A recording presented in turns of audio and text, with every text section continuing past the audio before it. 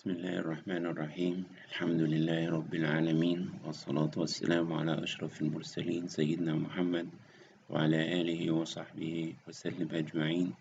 سبحانك لا علم لنا إلا ما علمتنا إنك أنت العليم الحكيم.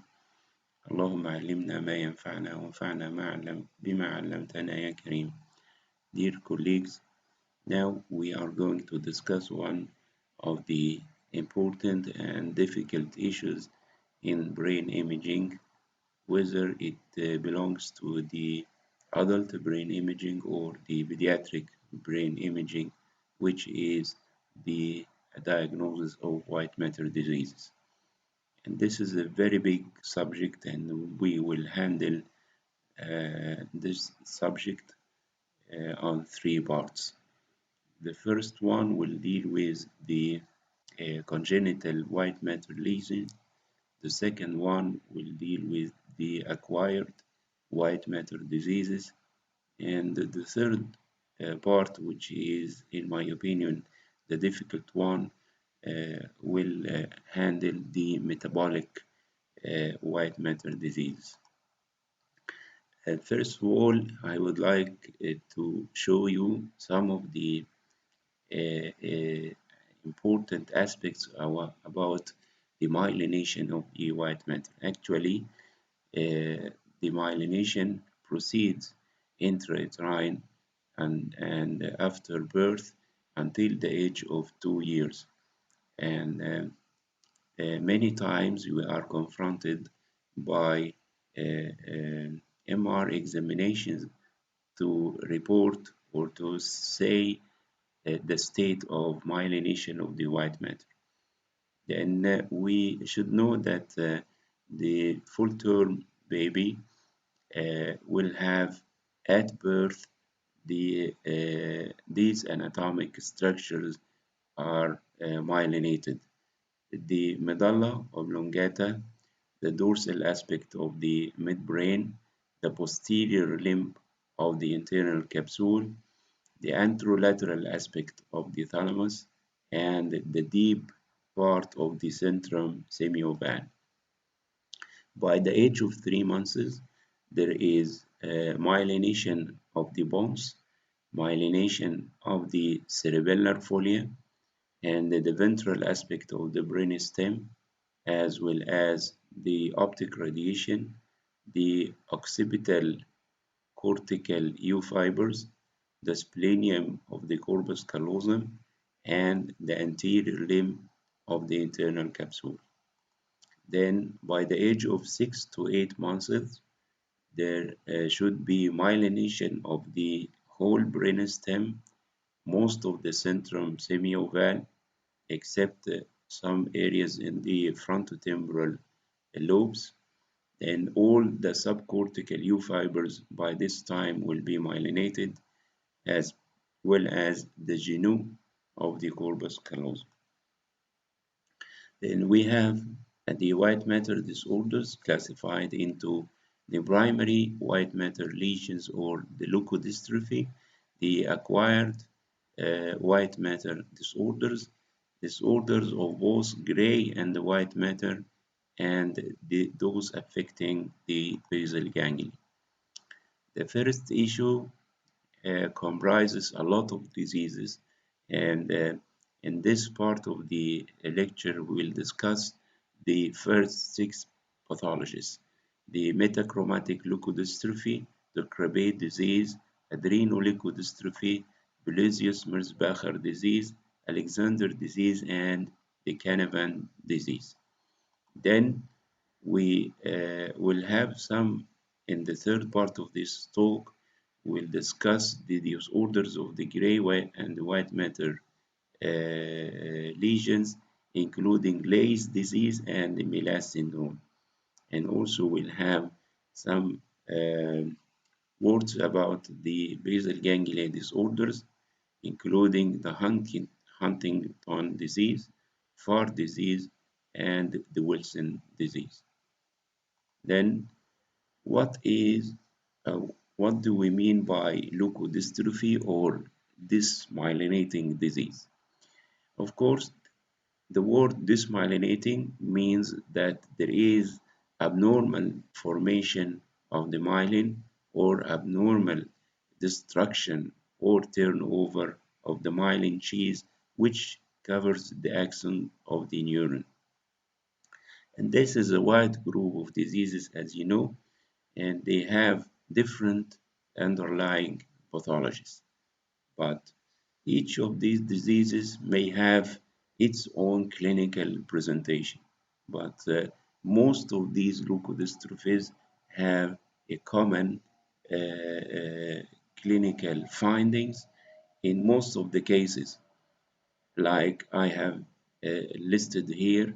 Number one, these leukodystrophies are predominantly seen in infancy and the childhood, although you may see some juvenile forms of each disease and also adult forms of each disease.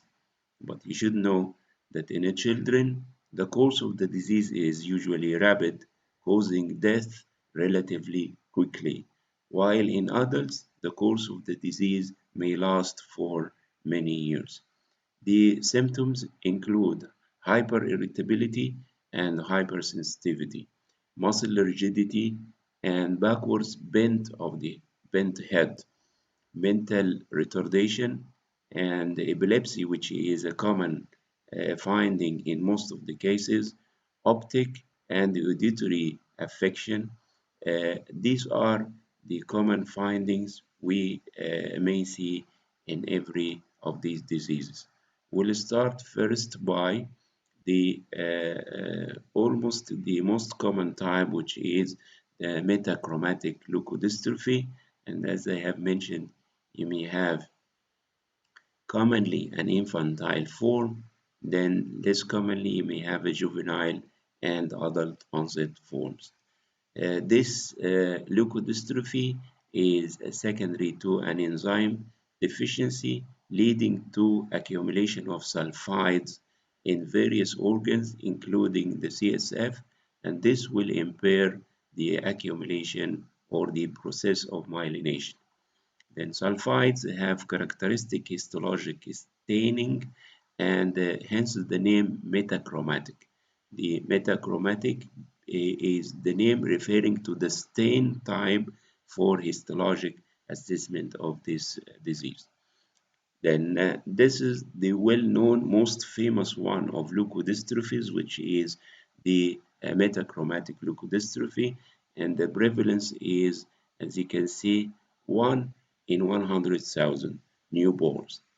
There, all these diseases affect the white matter almost symmetric, and the affection of the white matter will appear in the CT as extensive hypodensities within the white matter. And in MRI, it will show low signal in the T1 and high signal in the T2 and the flare weighted images. The behavior towards contrast in injection differs from disease to another. And there are some of the, let's say, characteristic findings that can help sometimes to predict the nature of the disease. Then this disease affects the white matter. This is a flare image showing diffuse high signal in the white matter of both cerebral hemispheres, which is almost symmetric. One of the criteria of this disease is that a sparing of the subcortical U fibers. If you look carefully here and you see the edge of the white matter is not affected, it shows low signal, is still showing low signal, meaning that it is not affected. And this is what we mean by sparing of the subcortical U fibers. This disease starts anteriorly, then progress posteriorly, while other diseases will start anteriorly, posteriorly, and progress anteriorly, as we will see. Then the cerebellum is often atrophic, and the age incidence in most of the cases is in the range of 1 to 2 years. And the CT findings of metachromatic leukodystrophy is just abnormal hypodensity of the white matter. And you see, the white matter is hypodense. You cannot know that the subcortical U fibers are spared except in MRI. Then if you inject contrast media in this particular disease, you will see no enhancement. And the MRI findings of metachromatic leukodystrophy will include high signal in the T2 and the flare of the white matter around the ventricles. The subcortical U fibers are spared. Then you see these white matter, the edge of the white matter is not affected. Then the thalami may appear hypointense. As you can see, these are the basal ganglia, but sometimes you may see hypointense signal in the thalami. And this is metachromatic leukodystrophy, MRI T2 and T1 post contrast. Of course, no enhancement will appear in the post contrast images, but in the T2 weighted images, you see that there is a confluent high signal intensity of the white matter around the ventricles with relative sparing of the subcortical U fibers. And this is also a case of metachromatic leukodystrophy, MRI T1 weighted image and T2 weighted image. And you see the edge of the white matter appears of low signal, meaning that the subcortical U fibers or the edge of the white matter is spared. Then one of the features of this metachromatic leukodystrophy and also the other disease, which is Merzbacher, is the presence of low signal lines within the affected white matter, giving the characteristic tigroid appearance of the white matter. This is a prominent feature in Merzbacher disease, and it may be also seen in this metachromatic leukodystrophy. But you know that in cases of metachromatic leukodystrophy, the U fibers, the subcortical U fibers are spared, while in Merzbacher, the subcortical U fibers are not yet myelinated at the time of onset of this disease. Then, to sum up the informations about metachromatic leukodystrophy, this is considered the most common type, and the age is usually in the range of 1 to 2 years in most of the cases. It spares the subcortical U fibers, and you see this is one of the criteria. It progresses from anterior to posterior, and the tigroid pattern of the demyelinated white matter with multiple low signal lines within the white matter is one of the criteria. And if you inject contrast, there will not be enhancement. And we came to the second disease, which is Krabbe disease, and this is considered a rare disease, and the clinical presentation is somewhat similar to the general presentation I have mentioned, including psychomotor deterioration, irritability, optic atrophy, cortical blindness, and the seizures in later stage. The disease is related to an enzyme deficiency leading to accumulation of cerebrosides in the white matter, and this will impair the process of myelination. Then the CT findings in this disease are almost characteristic compared to the findings on MRI.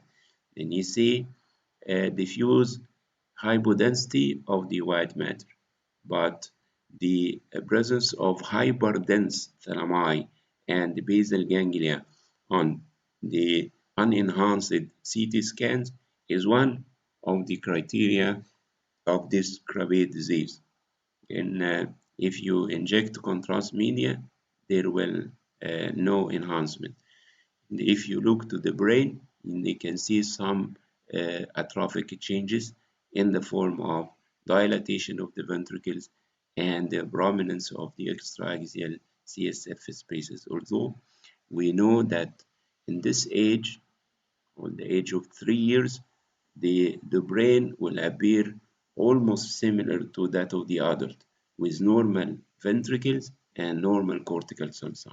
We can accept this appearance in the neonatal period and up to the age of 2 years, where the brain is still growing and you see that the ventricles are dilated and the cortical sulci are prominent. We consider this as normal finding below the age of 2 years.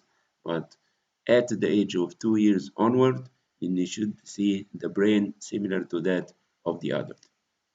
Then this is a 2 years old male, and this is evident atrophic brain changes in the form of dilatation of the ventricles, prominence or dilatation of the extraaxial CSF spaces. And if you look carefully, and you can see some increased density within the thalami. And this is also a case of Krabbe disease, and you see hyperdensity within the cerebellum, hyperdensity within the thalami, and also within the deep part of the corona radiata. At the age of 4 months, you are not able to predict whether these are normal changes according to age or this is atrophy. We cannot say that unless we reach the age of 2 years. Then CT is more helpful in the diagnosis of Krabbe disease since the MRI findings are almost similar to any of the white matter diseases, like increased signal intensity of the white matter in T2 and FLAIR weighted images. The subcortical U fibers are spared until very late in the disease. And if you look carefully here, and you may see that there is some sparing of the subcortical U fibers. Then if you inject a contrast, there will not be any enhancement. Then this disease is very rare. The onset is almost similar to metachromatic leukodystrophy below the age of 2 years. The CT is more sensitive than MRI in detection of affection of the thalami. The brain will show some atrophic changes. In the non-contrast CT, the thalami will appear relatively hyperdense, and if you inject the contrast media, there will be no enhancement.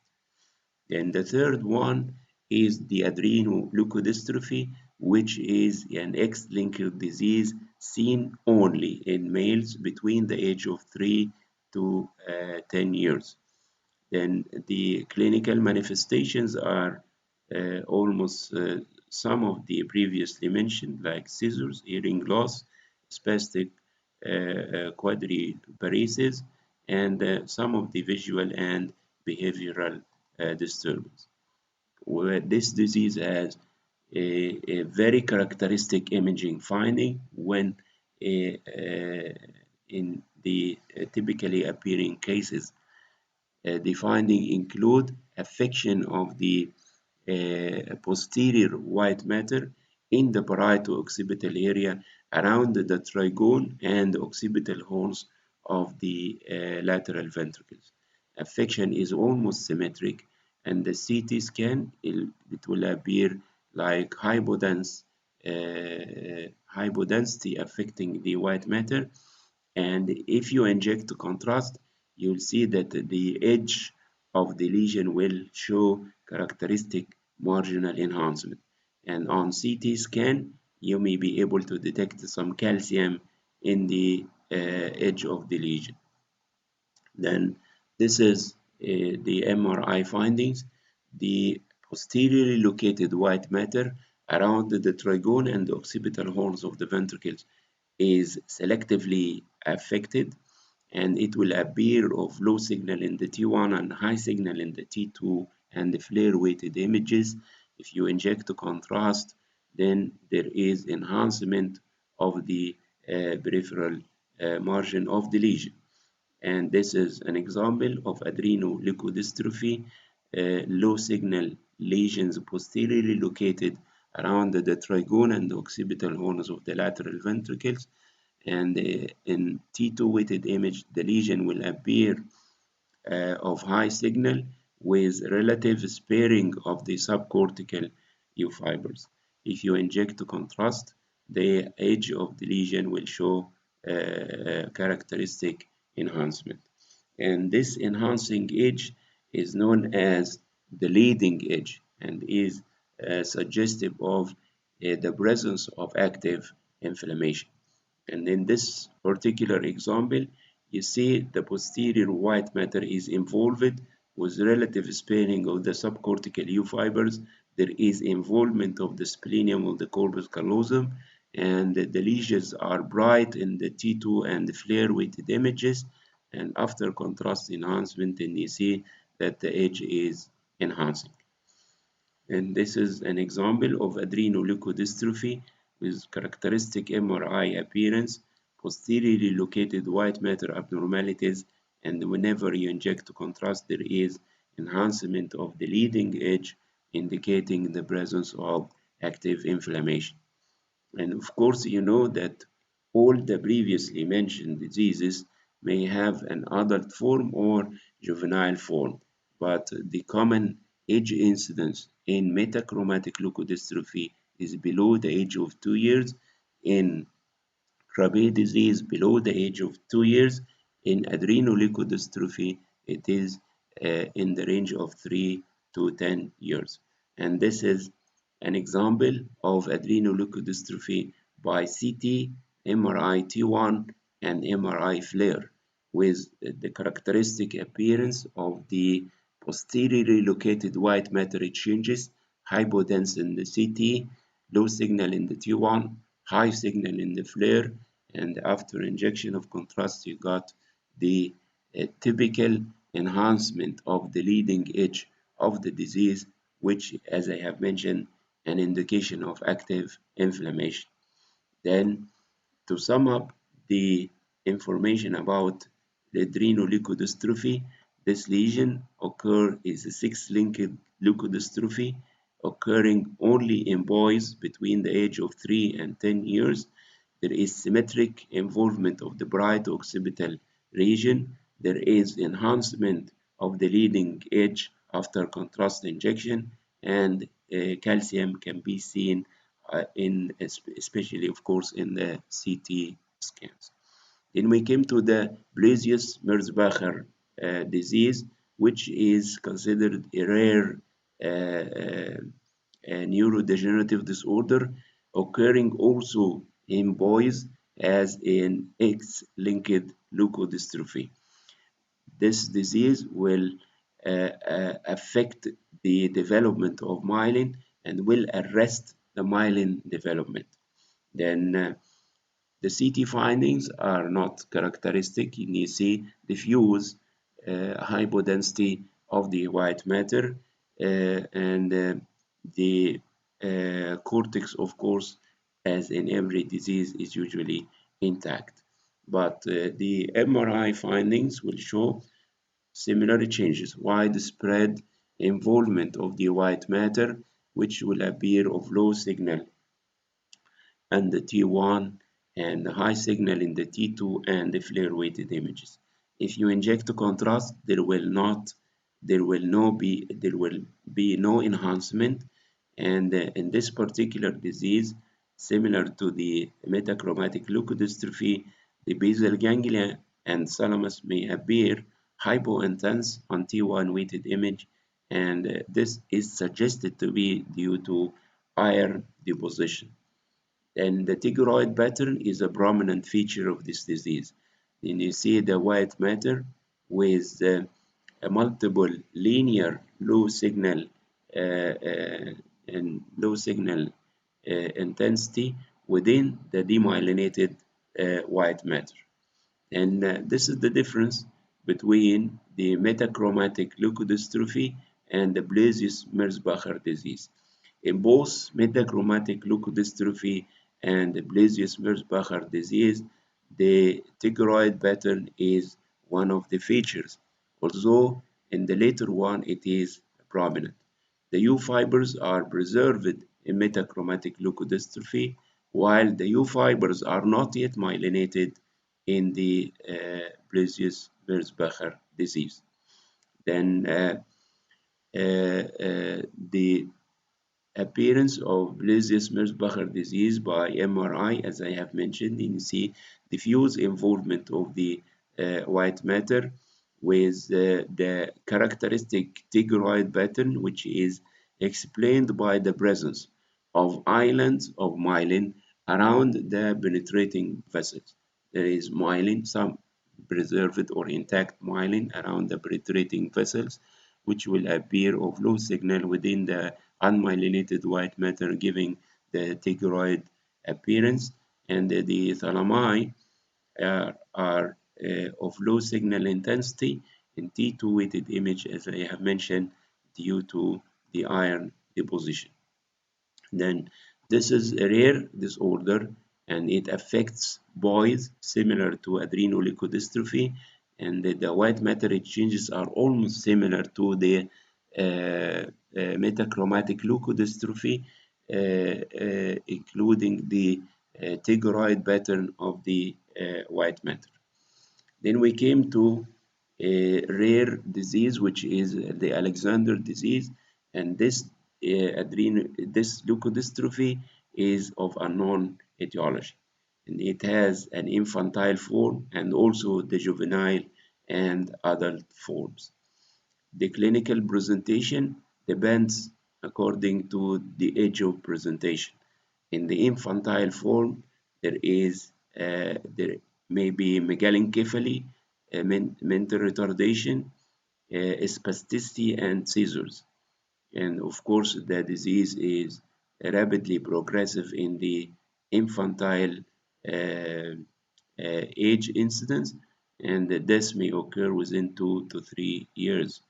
The juvenile form the onset may be between 7 and 14 years with progressive bulbar symptoms and spasticity as well, while the adult form may be seen up to the seventh decade of life and it will show manifestations similar to the MS.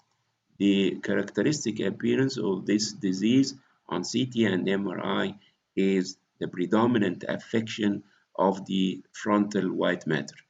The white matter is affected, but the main brunt will appear in the frontal lobes. The basal ganglia will show low density, and if you inject contrast, there is enhancement in this disease. This enhancement will affect some of the areas of demyelinated white matter and also the basal ganglia.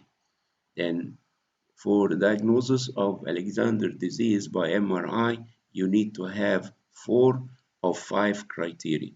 Number one, extensive, particularly the frontal lobe, white matter changes. You see here, the white matter in the frontal lobe is much more affected, while the white matter in the occipital area is almost intact. Periventricular rim of bright T1 and dark T2. If you look carefully here, and these small arrows point to this rim, which is of dark T2, this very small rim of dark T2 and bright T1. Then brainstem abnormalities and the basal ganglia affection. And if you inject the contrast, the basal ganglia and some of the affected white matter will enhance. And the predominant affection of the frontal lobe may suggest the possibility of Alexander disease. And in most of these cases of white matter disease or neurodegenerative diseases, In order to reach the final diagnosis, you may need to have a brain tissue biopsy to be sure about the nature of the specific disease.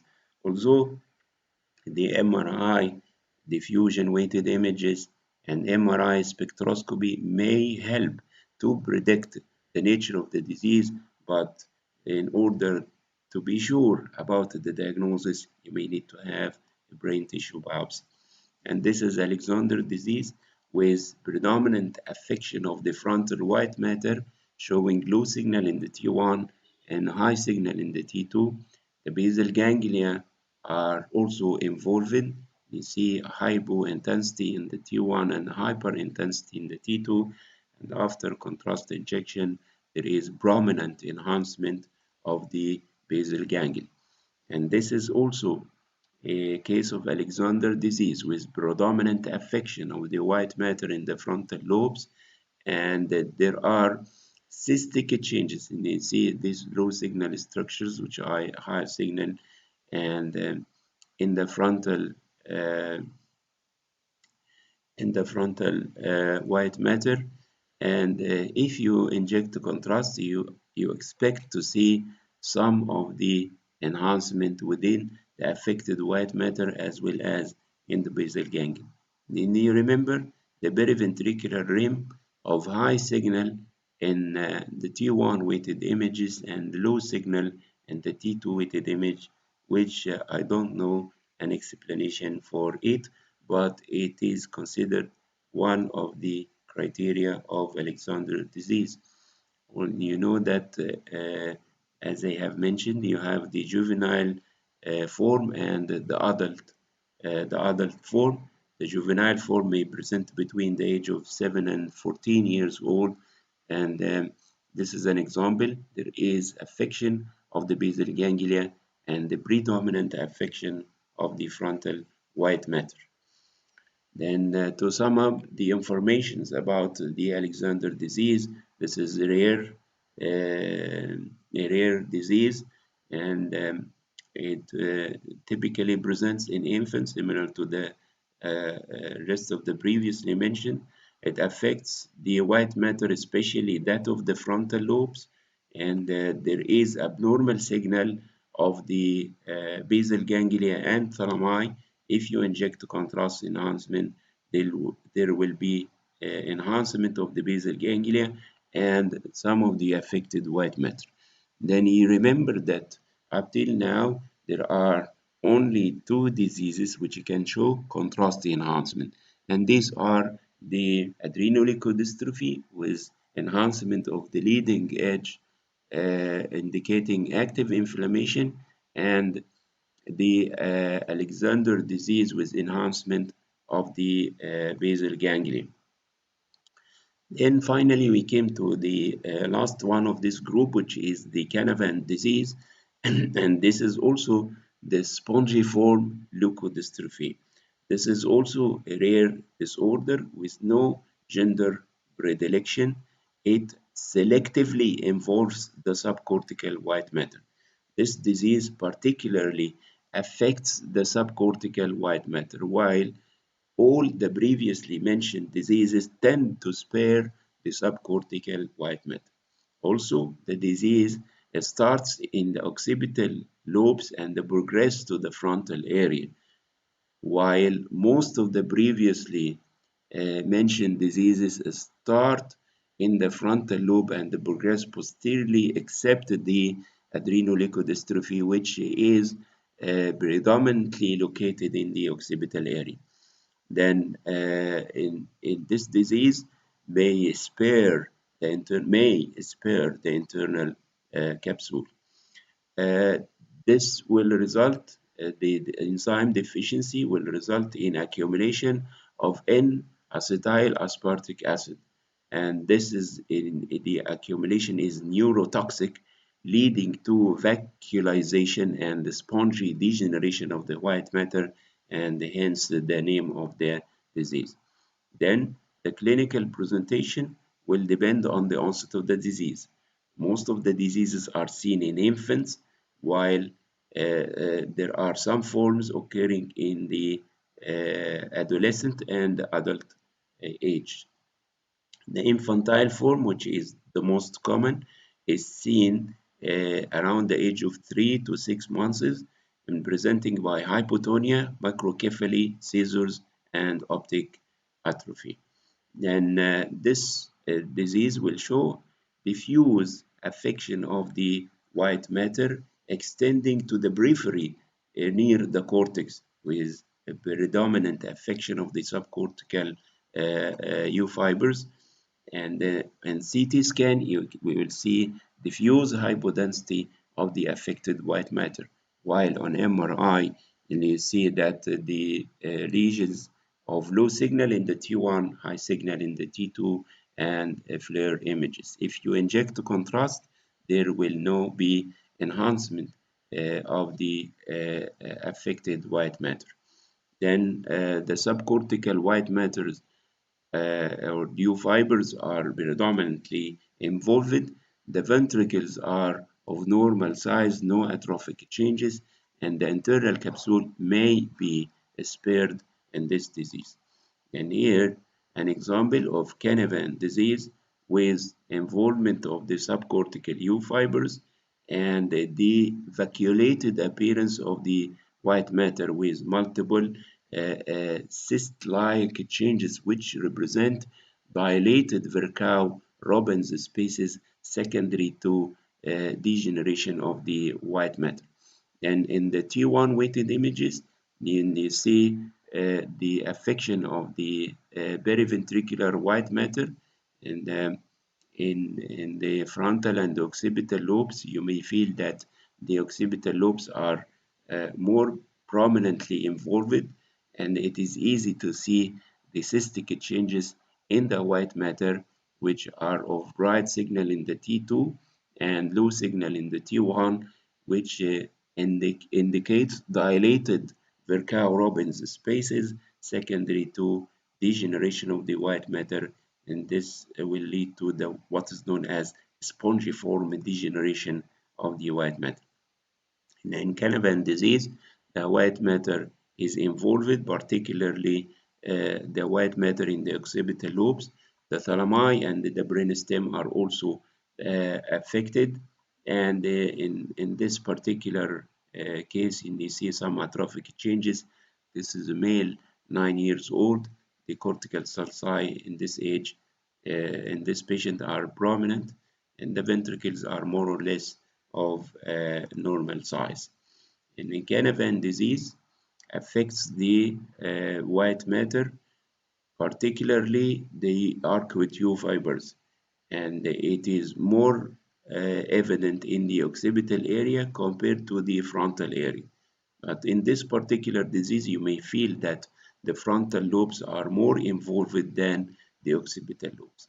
And you know that there is an overlapping findings between the previously mentioned diseases, and that's why you may sometime need to have a tissue biopsy to confirm the diagnosis. Canavan disease is a rare disorder with no gender predilection. It is commonly affecting infants between the age of 3 to 6 months. It is let us say, the only one which is selectively involves the subcortical U fibers. It starts in more evidently in the occipital lobes, and the internal capsule may be spared, maybe sometimes. The affected areas will show restricted diffusion, and if you inject the contrast, no enhancement will be seen. Thank you very much. Alhamdulillahi Rabbil Alamin.